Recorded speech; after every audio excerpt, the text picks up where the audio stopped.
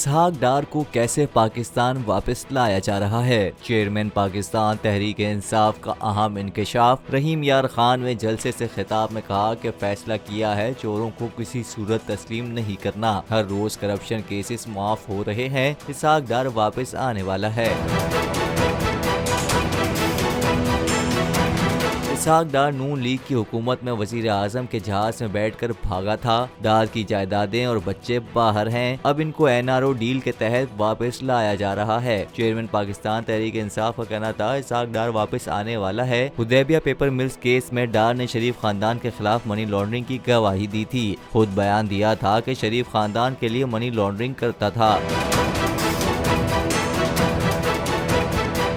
इमरान खान का कहना था जब हमने हुकूमत संभाली तो डार तारीखी खसारा छोड़कर गया था। डार ने मईशत और किसानों का बेड़ा गर्क कर दिया था। हम भेड़ बकरियों की तरह तमाशा नहीं देख सकते। जब तक जान है जद्दोजहद करूंगा, कौम को बाहर निकालूंगा।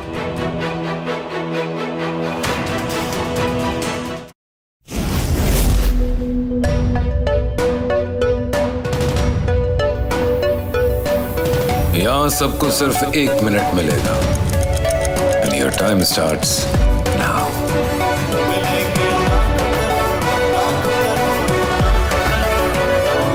लाखों करोड़ों बस 1 मिनट में। तो जीतो 1 मिनट में, जीतो 1 मिनट में, जीतो 1 मिनट में, जीतो 1 मिनट में।